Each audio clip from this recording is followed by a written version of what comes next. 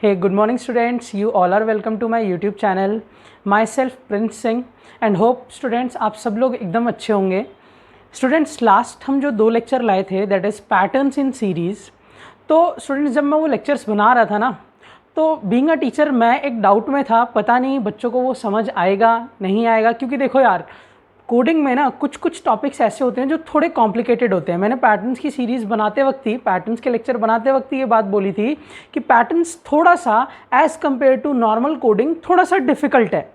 क्यों? क्योंकि भाई वहाँ नेस्टिंग ऑफ लूप्स चलता है, मतलब एक लूप के अंदर लूप चलाना होता है. तो सबसे बड़ा जो वहाँ टास्क है ये समझना कि जब हम लूप के अंदर लूप चला रहे हैं तो बाहर वाला लूप कैसे आइटरेट करता है और अंदर वाला लूप कैसे आइटरेट करता है. तो मेरे अंदर एक डाउट था कि बच्चों को पता नहीं समझ आएगा कि नहीं आएगा, क्योंकि बाकी सारे टॉपिक्स तो उतने कोई खास डिफ़िकल्ट नहीं थे. मगर मैंने एक चीज़ नोटिस करी स्टूडेंट्स, हालांकि उस वीडियोस पे व्यूज़ तो उतने नहीं हैं, मगर जितने भी स्टूडेंट्स ने वो वीडियोस देखी ऑलमोस्ट सभी ने पूरी देखी है, क्योंकि उस वीडियो ने पैटर्न्स की जो पहली वीडियो थी लेक्चर 18 उसने मुझे अच्छा खासा वॉच टाइम निकाल के दिया है. और उस वॉच टाइम से मैंने एक अंदाज़ा लगाया कि अराउंड 250 व्यूज़ के आसपास, और उसने अराउंड 12 घंटे के आसपास मुझे वॉच टाइम दे दिया. तो मैंने ये चीज़ देखी कि बच्चे उस वीडियो को पूरा देख रहे हैं, मतलब उस वीडियो में जो मैंने पढ़ाया ऑलमोस्ट सारे स्टूडेंट्स को क्लियर था. ठीक है स्टूडेंट्स, पैटर्न अगर आपको अच्छे से समझ आ गया कैसे पैटर्न्स चला था तो आपके लिए अब आगे जब 2 डायमेंशनल लिस्ट आएगी ना, जब मैट्रिक्स बनाना सिखाऊंगा मैं आपको, वहाँ पे भी अब आपको दिक्कत नहीं आएगी. अगर पैटर्न्स क्लियर तो वो भी ऑटोमेटिकली समझ लो क्लियर ही है.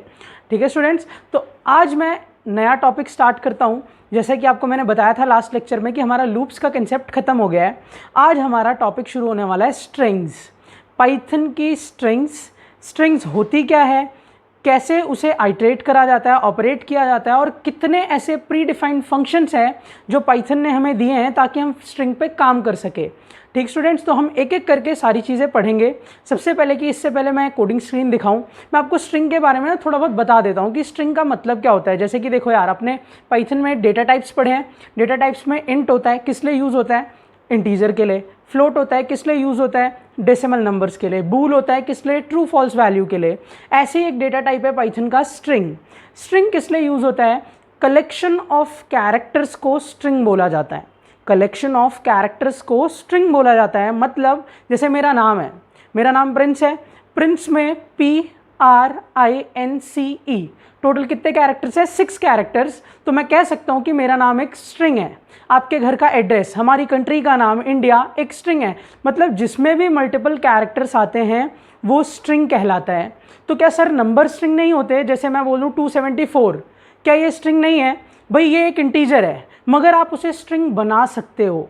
कैसे? देखो भाई, स्ट्रिंग वाले नंबर और नॉर्मल इंटीजर में कुछ फ़र्क होता है. जैसे अगर मैं 27 को एज अ स्ट्रिंग लेता हूँ और 27 को एज अ नंबर लेता हूँ, तो मैं 27 में, नंबर वाले 27 में अगर मैं +10 करूँगा तो वो 27 37 में बदल जाएगा. मगर स्ट्रिंग वाले 27 में अगर मैं +10 करूँगा तो वो एरर देगा. वो बोलेगा कि भाई यहाँ पे एक कैरेक्टर है और इधर आप एक इंटीजर ले रहे हो, आप दोनों को ऐड कैसे कर सकते हो, ये तो इम्पॉसिबल है.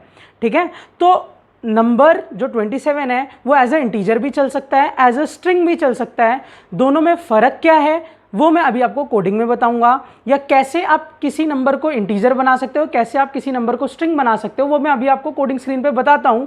मगर क्योंकि ये जो कन्फ्यूजन रहती है कि भाई कौन सा नंबर स्ट्रिंग रहेगा, कौन सा नंबर क्या रहेगा, इंटीजर रहेगा, तो उसके लिए पाइथन ने हमें एक बात बोली है और यही स्ट्रिंग की डेफिनेशन है. आप किसी भी चीज़ को, चाहे वो नंबर हो, चाहे वो कैरेक्टर्स हो, चाहे वो सिंबल्स हो, चाहे कुछ भी हो, चाहे इनफैक्ट करली ब्रैकेट, सर्कुलर ब्रैकेट, कुछ भी हो, आप किसी भी चीज़ को मुझे डबल कोट्स या सिंगल कोट्स में डाल के दे दोगे, 27 को डबल या सिंगल कोट्स के बीच में डाल के दोगे, तो पाइथन उसे स्ट्रिंग समझेगा. मगर उसी 27 को आप बिना डबल कोट्स या बिना सिंगल कोट्स के दोगे तो वो उसे इंटीजर समझेगा. तो अल्टीमेटली हम स्ट्रिंग बोल किसे सकते हैं कि पाइथन में कोई भी ऐसी वैल्यू जो डबल कोट्स या सिंगल कोट्स में लिखी जाती है वो स्ट्रिंग कहलाती है. डेफिनेशन को आप ऐसे याद रखो. जो मैंने बातें बताई कि भाई इंटीजर में कैसे ऑपरेट करना है, उसको कैसे ऑपरेट करना है, सीधी सी बात एक ऐसे ध्यान रखो कि any value which is declared inside a double quote और a single quote is known as string in Python. कैसे ऑपरेट करना है, कैसे वो कोडिंग में यूज होगा, वो अभी मैं आपको अपनी कोडिंग स्क्रीन पे दिखाऊंगा। मगर पॉइंट क्लियर हुआ कि स्ट्रिंग क्या है। सर ने हमें बताया स्ट्रिंग कलेक्शन ऑफ कैरेक्टर्स है, मगर सिर्फ कैरेक्टर्स हैं ऐसा ज़रूरी नहीं है।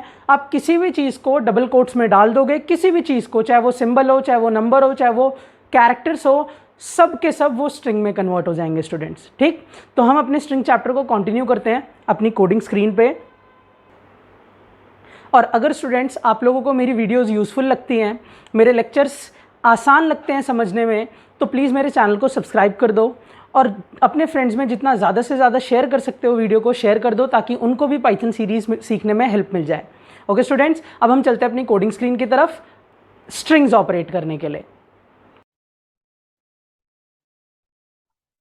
तो आ गए भाई हम लोग अपनी कोडिंग स्क्रीन पे। सबसे पहले तो हम हेडिंग डाल लेते हैं कि आज हमारा टॉपिक क्या है। आज हमारा जो टॉपिक है वो है introduction two strings. Introduction two strings. अब सबसे पहले स्ट्रिंग्स को डिफाइन करते हैं कि स्ट्रिंग होता क्या है। एनी वैल्यू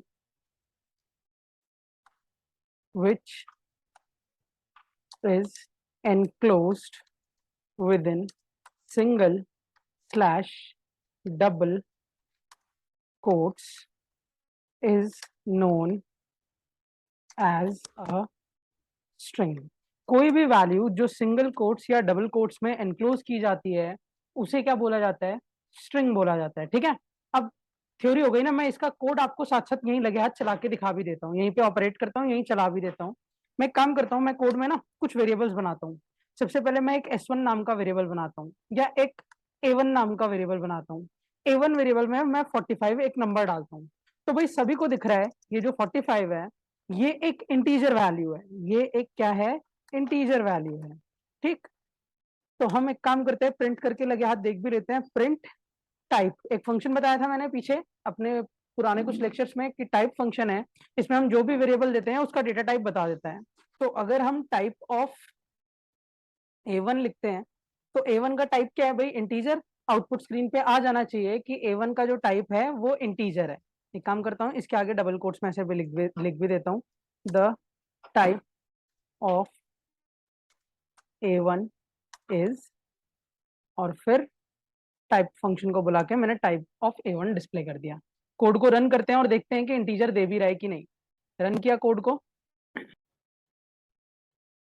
ये देखो भाई इसने आपको स्क्रीन पे लिख के दिया ना, the type of A1 is class int. मतलब इसने बताया है कि ये इंट क्लास का वेरिएबल है। इंट क्लास जो हमारी प्रीडिफाइंड क्लास है इंटीजर, उसका उस टाइप की वैल्यू है A1 में। ठीक, अब मैंने आपको क्या पढ़ाया था, क्या बताया था कि भाई अगर इसी 45 को मैं डबल कोट्स में डाल के दूं, मान लो मैं एक S1 नाम का वेरिएबल बनाता हूं और उसमें 45 ही लिख रहा हूं, मगर उस 45 को डबल या सिंगल कोट्स में डाल के देता हूं।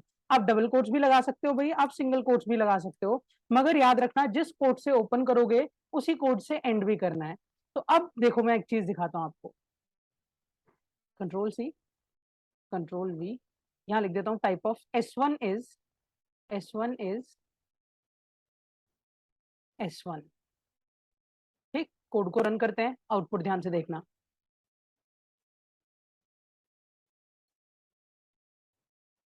देखो भाई आप आउटपुट देखते हो, the type of A1 is int, the type of S1 is str। तो अल्टीमेटली मुझे यहाँ पे आपको बताना क्या था भाई? मैंने आपको बोला था ना किसी भी चीज को आप स्ट्रिंग बना सकते हो अगर आप उसको सिंगल या डबल कोट्स में डाल दो। जैसे 45 एक इंटीजर था, मगर जैसे ही आपने उसको सिंगल कोट्स में डाला वही 45 स्ट्रिंग में कन्वर्ट हो गया। कुछ और एग्जांपल्स दिखाता हूं मैं आपको। मान लो एक A2 नाम का वेरिएबल बनाता हूं, उसकी वैल्यू रखता हूं 56.5। तो सभी को पता है कि ये जो टाइप है वो कैसा टाइप है भाई? ये एक फ्लोट टाइप का डेटा है, फ्लोट। ठीक, और एक S2 बनाता हूं, S2 में इसी 56.5 को इसमें डाल देता हूं डेसिमल में, डबल कोट्स में, सॉरी। तो डबल कोट्स में आते ही ये जो S2 है वो किस में कन्वर्ट हो जाएगा? स्ट्रिंग में। मैं आपको कॉपी करके यहाँ पे दोबारा रन करके कोड दिखाता हूँ। यहाँ पे मैंने A2 लिख दिया और यहाँ पे मैंने A2 और S2। कोड रन किया, रन करके देखते हैं आंसर आ रहा है कि नहीं।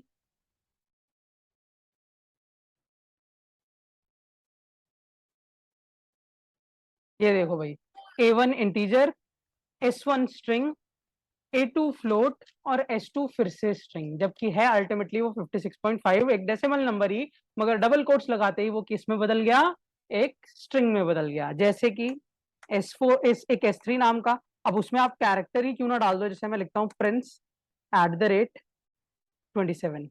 तो अब ये तो भाई स्ट्रिंग है ही, मैंने आपको बताया था सिंबल सिंबल सब अलाउड होते हैं। कंट्रोल C, कंट्रोल V, और यहाँ पे टाइप ऑफ S3 लिख के आपको दिखा देता हूँ कि जो मेरा S3 है वो भी एक स्ट्रिंग ही है। रन करते हैं।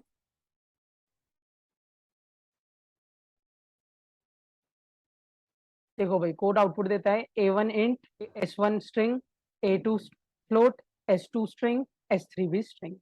तो होप सभी को डेफिनेशन क्लियर हुई स्ट्रिंग की। एक स्ट्रिंग होता क्या है, मैंने क्या बताया, any value which is enclosed within single quotes या double quotes is known as a string. Python में कोई भी ऐसी वैल्यू जिसको आप सिंगल कोट्स या डबल कोट्स में डाल देते हो वो स्ट्रिंग कहलाती है। वो कोई भी वैल्यू हो सकती है भाई, डबल कोट्स लगते ही स्ट्रिंग।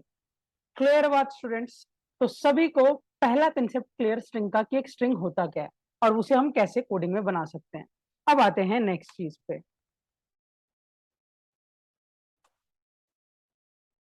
नेक्स्ट चीज है आपका जो टॉपिक है कि स्ट्रिंग को इनपुट कैसे किया जाता है। जैसे नॉर्मली देखो, मैंने आपको पढ़ाया था ना स्टार्टिंग में, जब आप लेक्चर 2 3 को देखोगे, 3 और 4 को किसी में से, उसमें मैंने आपको पढ़ाया था एक स्टैटिक एंट्री होती है, एक डायनेमिक एंट्री होती है। उस टाइम पे मैंने एक टॉपिक पढ़ाया था that is static versus dynamic entry. अब स्टैटिक एंट्री में क्या था भाई कि हम वेरिएबल बना के सीधा उसको वैल्यू दे देते हैं। जैसे कि अगर मैं स्टैटिक एंट्री कराता हूँ एक स्ट्रिंग की, तो एक स्ट्रिंग स्टैटिकली कैसे एंटर होती है भाई, स्टैटिक एंट्री कैसे एंटर होती है। अब सीधा आओ कोड में, एक एस नाम का वेरिएबल बनाओ और उसको बाय डिफॉल्ट कोई स्ट्रिंग वैल्यू दे दो, जैसे मैंने अपना नाम दे दिया, और प्रिंट कर दो एस को। तो आपका जो स्ट्रिंग है वो पूरा का पूरा प्रिंट हो जाएगा एज इट इज। ठीक, कोड को रन करके दिखा देता हूं।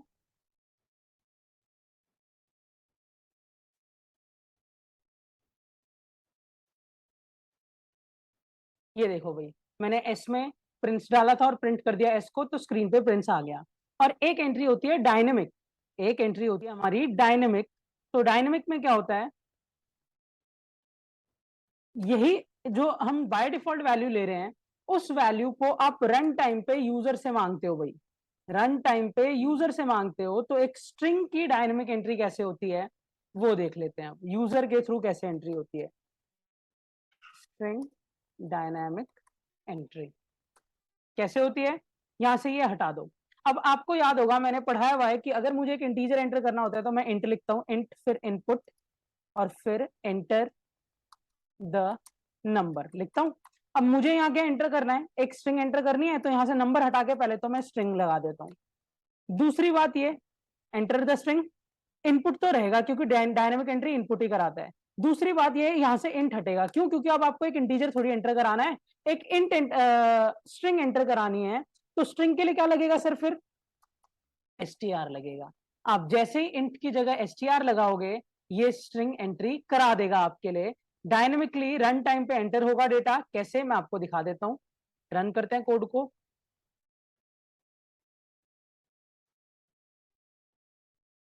कोड ने मुझसे बोला एंटर स्ट्रिंग, मैं अब यहाँ पे कोई भी नाम डाल सकता हूं। मैं नाम मान लो डाल देता हूं हिमांशु। एंटर प्रेस करते हैं और आप देखोगे कि हिमांशु नाम प्रिंट हो गया। क्लियर है बात? मगर एक केस और है स्टूडेंट, जैसे कि मैंने आपको बताया कि इंट की जगह आप str लगा दोगे तो स्ट्रिंग इनपुट होता है, ठीक है वो बात। मगर अगर हम कुछ भी ना लगाए ना इनपुट के आगे, बस इनपुट लगा दो भाई, तो बाय डिफॉल्ट इनपुट फंक्शन जो डेटा एंटर करता है ना वो स्ट्रिंग टाइप ही करता है। मतलब कहने का मतलब ये है कि इनपुट के आगे आपने आज तक ये पढ़ा है कि इंट लगे तो इंटीजर, फ्लोट लगे इनपुट के आगे तो डेसिमल नंबर, और str लगे तो स्ट्रिंग।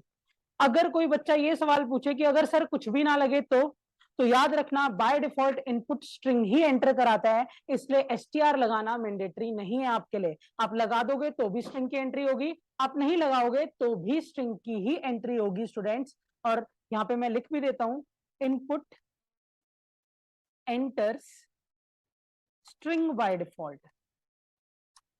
बाय डिफॉल्ट का मतलब अपने आप से वो स्ट्रिंग ही एंट्री कराता है अगर हम डेटा टाइप ना पास करें तो होप सभी को स्ट्रिंग का स्टैटिक और डायनेमिक दोनों एंट्रीज क्लियर हो गई। भाई देख लो, पहले मैंने आपको स्ट्रिंग बताया, फिर मैंने आपको उनको एंटर करना सिखा दिया कि कैसे आप एक स्ट्रिंग को स्टैटिकली एंटर कर सकते हो और कैसे एक स्ट्रिंग को डायनेमिकली एंटर कर सकते हो। अब आता है next concept, indexing of a string. अब इंडेक्सिंग का क्या किस्सा है भाई? Indexing of a string,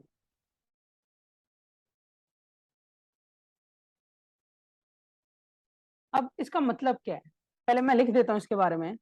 the indexing of a string starts from 0 to length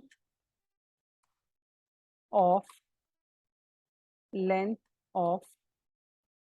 string -1। मतलब जो इंडेक्सिंग होती है वो स्ट्रिंग की, वो 0 से शुरू होती है और कहां तक चलती है? जो भी मेरी स्ट्रिंग की लेंथ है उससे एक कम तक। एग्जाम्पल देखते हैं।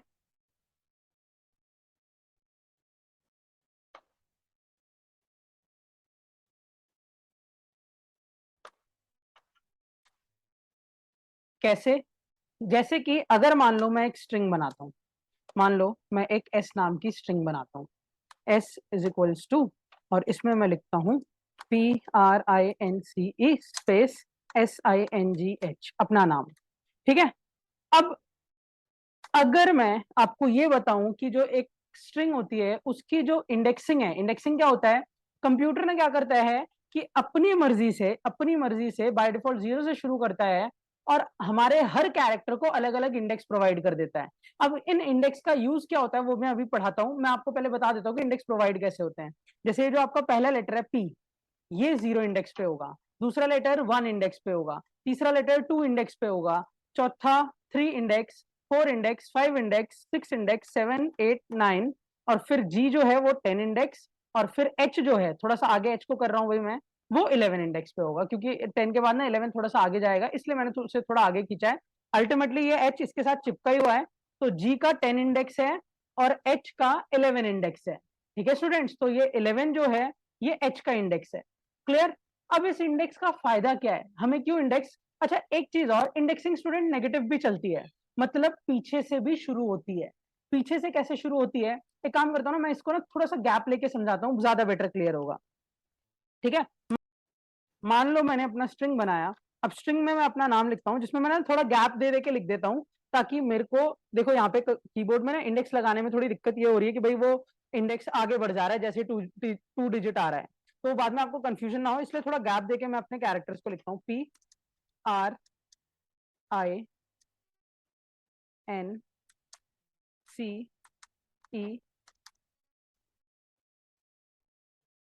Space SINGH। ठीक है स्टूडेंट्स। अब मैं आपको इंडेक्सिंग का किस्सा दोबारा बताता हूँ। देखो भाई, बाय डिफॉल्ट जो इंडेक्स शुरू होता है किसी भी स्ट्रिंग का, वो बाय डिफॉल्ट 0 से शुरू होता है, तो जो पहला कैरेक्टर है पी, ये 0 इंडेक्स पे कहलाएगा, ये 1 इंडेक्स पे कहलाएगा दूसरा कैरेक्टर, तीसरा कैरेक्टर 2 इंडेक्स पे कहलाएगा, चौथा 3 इंडेक्स, 4 5 स्पेस 6 इंडेक्स पे, 7 इंडेक्स पे ये, 8 इंडेक्स पे, 9 जी 10 इंडेक्स पे, और एच 11 इंडेक्स पे।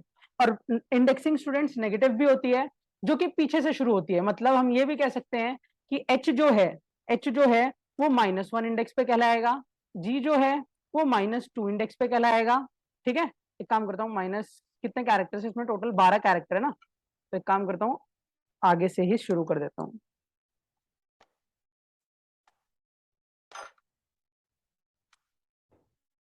नेगेटिव इंडेक्सिंग के लिए 12 कैरेक्टर है, तो पहला इंडेक्स जो होगा वो -12 पे होगा, -1 2, ये होगा आपका -11 R, ये होगा आपका -10 I, ये होगा आपका -9, ये -8, ये -7, ये -6, -5, -4, -3, -2 और ये लास्ट वाला -1। ठीक है, तो ये होता है इंडेक्सिंग ऑफ अ स्ट्रिंग। अब इंडेक्सिंग का यूज क्या है, अभी मैं कोडिंग से बताता हूं। तो आपने इंडेक्सिंग के बारे में क्या जाना है? इंडेक्सिंग के बारे में आपने ये जाना कि एक स्ट्रिंग को बाय डिफॉल्ट जो कंप्यूटर है वो 0 इंडेक्स से देता है, और जो भी लेंथ ऑफ स्ट्रिंग होती है उससे एक कम। जैसे मेरे नाम की लेंथ जो है प्रिंस सिंह में सारा स्पेस को मिला के टोटल 12 कैरेक्टर्स आते हैं। पी प्रिंस में 6, सिंह में 5 और एक स्पेस, टोटल 12। तो इंडेक्सिंग बाय डिफॉल्ट 0 से शुरू होकर 11 तक जाती है, क्योंकि मेरी लेंथ 12 है तो 11 तक और 0 से शुरू होनी है। और नेगेटिव इंडेक्सिंग पीछे से भी शुरू होती है, -1, -2, -3 ऐसे करके -12 तक पी तक आएगी। ठीक, अब इस इंडेक्सिंग का यूज क्या है? सर क्यों देता है कंप्यूटर बाय डिफॉल्ट इंडेक्सिंग? ये पॉइंट पॉइंट ये है, इंडेक्सिंग का यूज ये है, जैसे कि आप एक एस नाम की स्ट्रिंग बनाते हो, उसमें मैं अपना ही नाम लिख लेता हूं, मान लो प्रिंस स्पेस सिंह, और आप प्रिंट कर देते हो एस को, प्रिंट कर देते हो किसको? एस को। तो आपको नहीं लगता कि सर आउटपुट में मेरा पूरा जो नाम है ये आउटपुट स्क्रीन पे आ जाएगा? आ जाएगा भाई, बिल्कुल सही कह रहे हो आप लोग, पूरा नाम as it is output screen पे आ जाएगा। मगर आप मुझे बोलते हो सर मुझे आपके नाम का सिर्फ तीसरा कैरेक्टर चाहिए, या मुझे चौथा कैरेक्टर चाहिए, और मेरे नाम में चौथा कैरेक्टर क्या है? एन है। मेरे नाम में फोर्थ कैरेक्टर क्या है भाई? एन है। तो अब मुझे सिर्फ वही कैरेक्टर चाहिए, तो प्रिंट एस करने पे तो भाई सब कुछ आ रहा है ना, मुझे तो सिर्फ चौथा चाहिए। तो मैं क्या लिखूंगा? लिखूंगा एस का कौन सा इंडेक्स? स्क्वायर ब्रैकेट में वैल्यू डाली जाती है 4 इंडेक्स भाई। अब जैसे ही मैं एस का 4 इंडेक्स लिखूंगा ना स्टूडेंट्स, अब आउटपुट में देखोगे कि आपके एस का 4 इंडेक्स क्या है, मैंने इंडेक्सिंग लगाई हुई है। कौन सा? सॉरी, 3, 4 नहीं लिखूंगा, 3 लिखूंगा, क्योंकि देखो इंडेक्सिंग एक कम है ना। मैंने चौथा कैरेक्टर बोला तो आप इंडेक्स में 3 लिखोगे। यहाँ मैंने थोड़ी सी मिस्टेक कर दी, मैंने 4 कैरेक्टर बोल के इंडेक्स भी 4 डाल दिया। ऐसा नहीं होता स्टूडेंट्स, चौथा कैरेक्टर है तो इंडेक्स 3 आएगा, 10वां कैरेक्टर तो इंडेक्स 9 आएगा। ठीक, क्योंकि इंडेक्स हमारे 0 से शुरू हो रहे हैं तो ऑटोमेटिकली वो नंबरिंग से कम चलेंगे। तो अब मैं एस का 3 लिखूंगा ना, तो मुझे आंसर में एन मिलेगा सिर्फ, ना कि पूरा प्रिंस। तो आपको अगर अपनी स्ट्रिंग को कैरेक्टर बाय कैरेक्टर ऑपरेट करना है, तो आप किसी भी अपने इंडेक्स का नाम, जैसे मैं -2 डाल देता हूं, तो देखो लास्ट से दूसरा कैरेक्टर आ जाएगा। पीछे से दूसरा कैरेक्टर क्या है भाई? जी। आपको दिखा देता हूं ये कोड रन करके। यही इंडेक्सिंग का यूज है स्टूडेंट्स। इंडेक्स के थ्रू आप नॉर्मल प्रिंट टेस्ट करने पे पूरी स्ट्रिंग आती है, मगर आप किसी पर्टिकुलर कैरेक्टर को शो करना चाहते हो तो आप उसके इंडेक्स के साथ उसे बुला सकते हो। स्क्वायर ब्रैकेट में हमेशा इंडेक्स देना होता है। रन करके दिखाओ।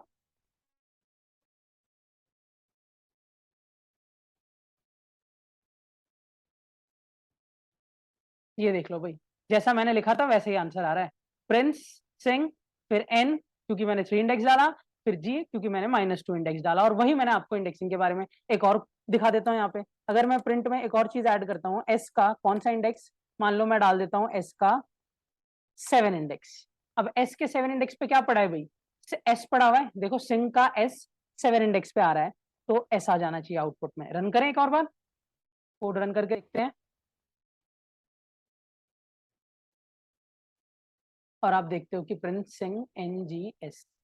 तो होप सभी को इंडेक्सिंग का कंसेप्ट भी क्लियर, और इंडेक्सिंग किस लिए दी जाती है ये भी क्लियर। किसी भी स्ट्रिंग की इंडेक्सिंग 0 से शुरू होकर उसकी लेंथ से एक कम तक चलती है, और आप ऐसे उसे अलग अलग कैरेक्टर को बुला सकते हो अपनी स्ट्रिंग में।